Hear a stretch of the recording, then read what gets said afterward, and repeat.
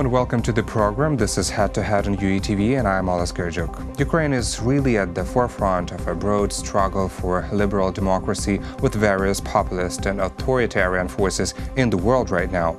This is the statement of Francis Fukuyama, professor at Stanford University. But how important is Ukraine on the global stage? To discuss this, we welcome to our studio Georgiy Tikhy, freelance producer at ARD TV-channel.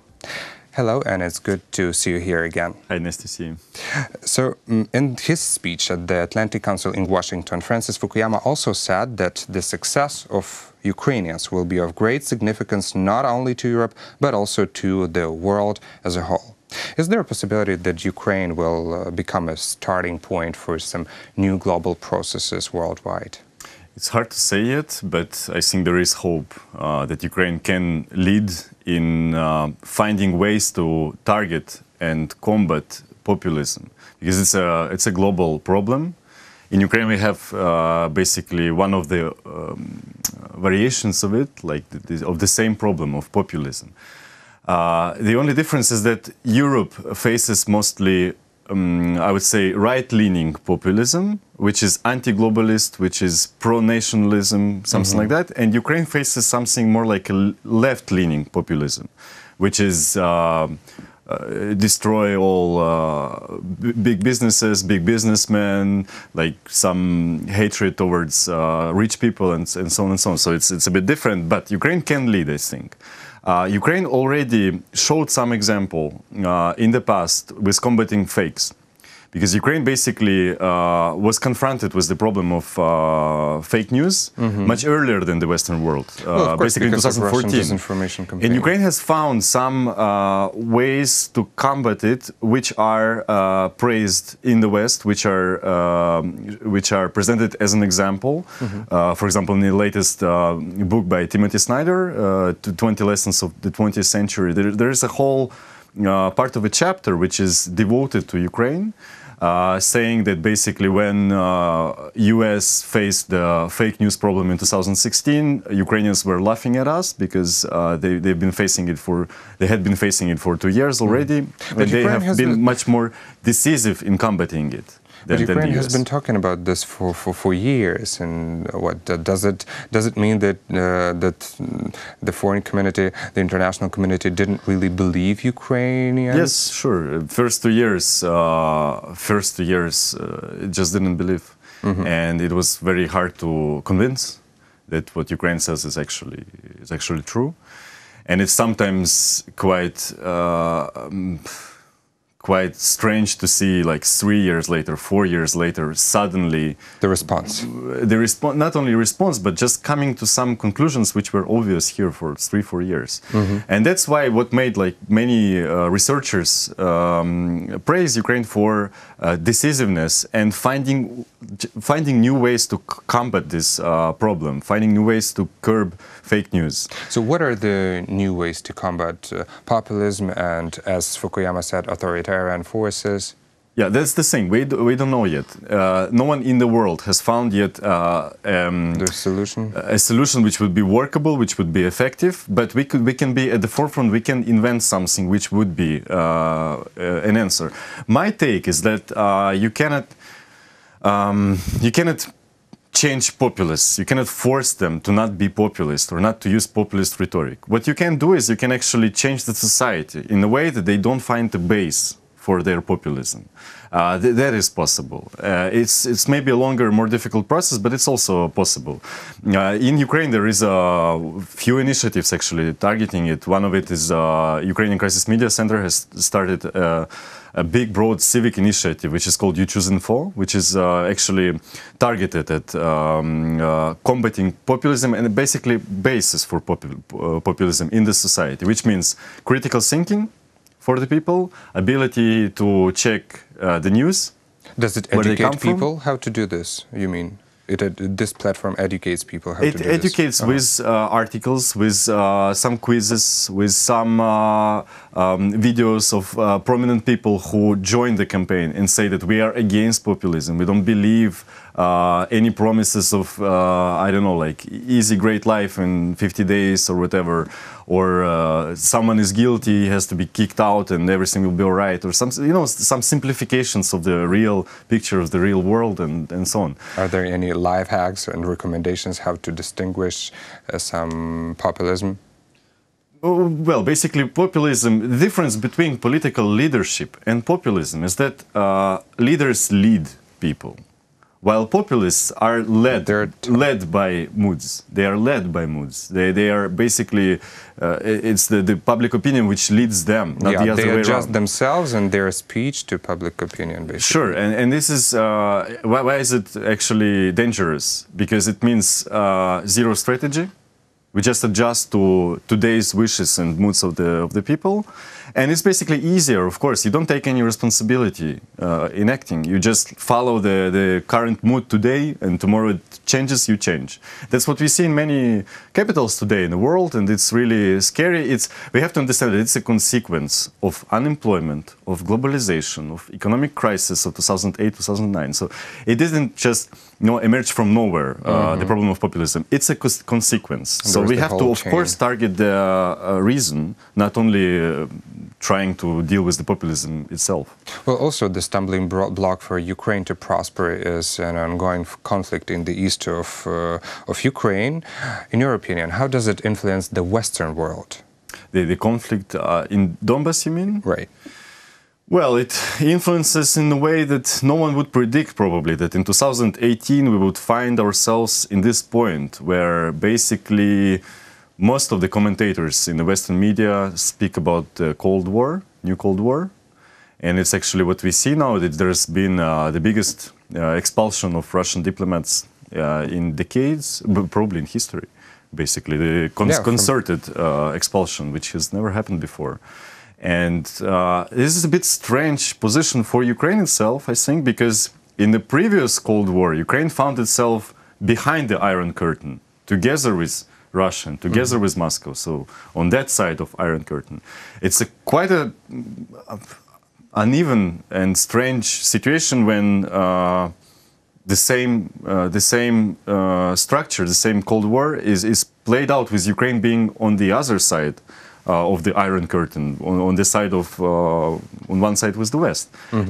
I think Ukraine has not yet adjusted to this role. The West surely has not yet adjusted to the role of Ukraine like that. But this is the strategic way, I think, for the next years, finding this, for Ukraine, it will be finding this place, and for the West, understanding Ukraine in this place as well. But this expulsion of diplomats is more as a consequence of this attempted assassination of ex-Russian double British spy. But what about implications of Ukrainian conflict? We talk about some, I don't know, new political statements and Nord Stream 2 gas pipeline.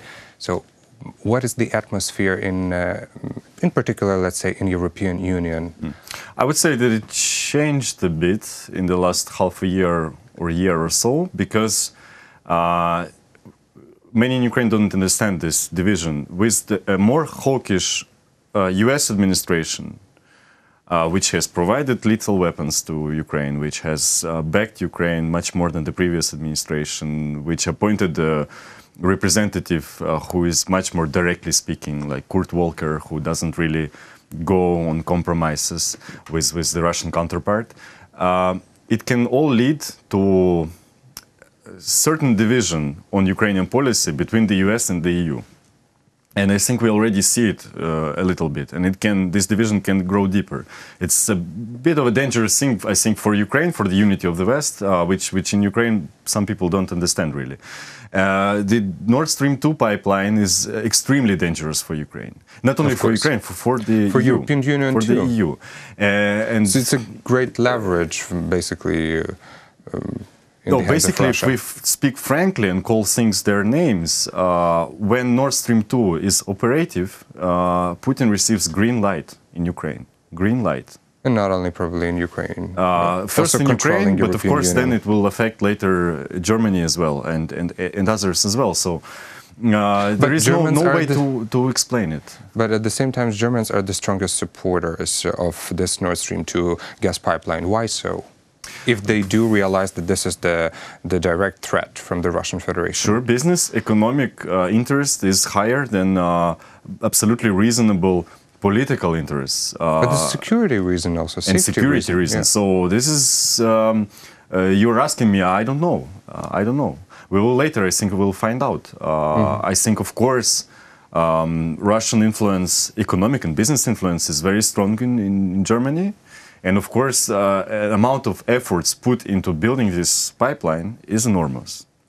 And I think that not many people are able to halt this, on one hand. On the other hand,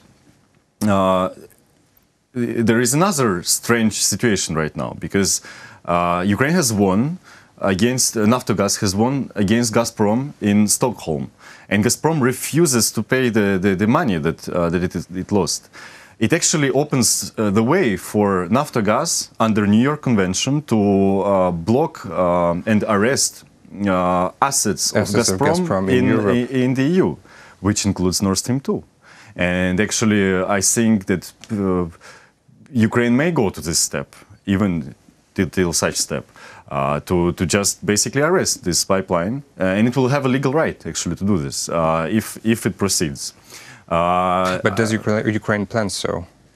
That's the question.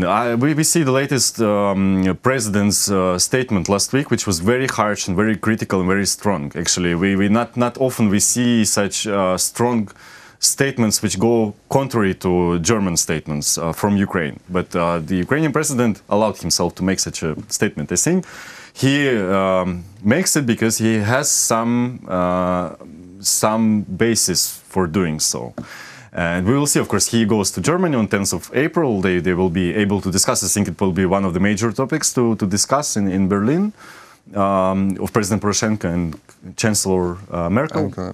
And we will see what comes out of it. But basically, Ukraine has a legal right to arrest Gazprom's assets in the EU. I think it's a leverage which Ukraine will have to use because it's an existential question. It's not a question of economy for Ukraine. It's an existential question. Of course. If Nord Stream 2 is built, Ukraine is left alone against Putin's Russia, and it's given complete green light to do what it wants.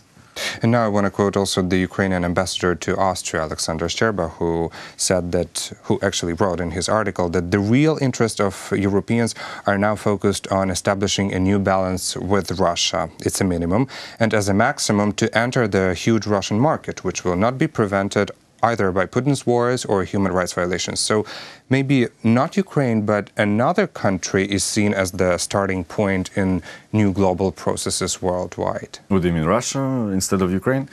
Well, partly, of course, Alexander is very right in saying that Ukraine stands in the way of many interests, including interests in the EU, which would like closer ties to Russia. He's actually ambassador to Austria, which refused to expel Russian diplomats, which broke the unity of the EU, which said we will not expel anyone because we will remain a dialogue platform. We don't want to really worsen the relations with Russia. We will be a dialogue platform. So it's very uneven. I understand why he writes this article right now. Probably he senses these moods there. But the thing is, when I look back at these 4 years, I think that no one really prepared that Ukraine would survive these 4 years. No one really. I remember our discussions with German colleagues, with other foreign colleagues, 2014, 2015. No one really believed that Ukraine would survive. Prospects of spring 2014 was a collapse, and prospects of 2015 was a failed state. So I think even all the Minsk agreements and everything was signed with this in mind, that there is no way that Ukraine would go through this. Don't even speak. Alexander writes about winning, that winning is not on the mind of Europeans, that the situation of Ukraine winning the war is not in the mind of Europeans. But not even winning, I think surviving was not on the agenda. We have to understand this to realize the current situation, where both the West arrived in a situation they didn't expect, Ukraine arrived in a situation it didn't expect, and Russia arrived in a situation it didn't expect. So there is a new adjustment of a new configuration, and we don't know what will come out. Now we have to see how things will develop. But well, it's always very interesting to talk to you. Unfortunately, we ran out of time, but thank you so much for this conversation.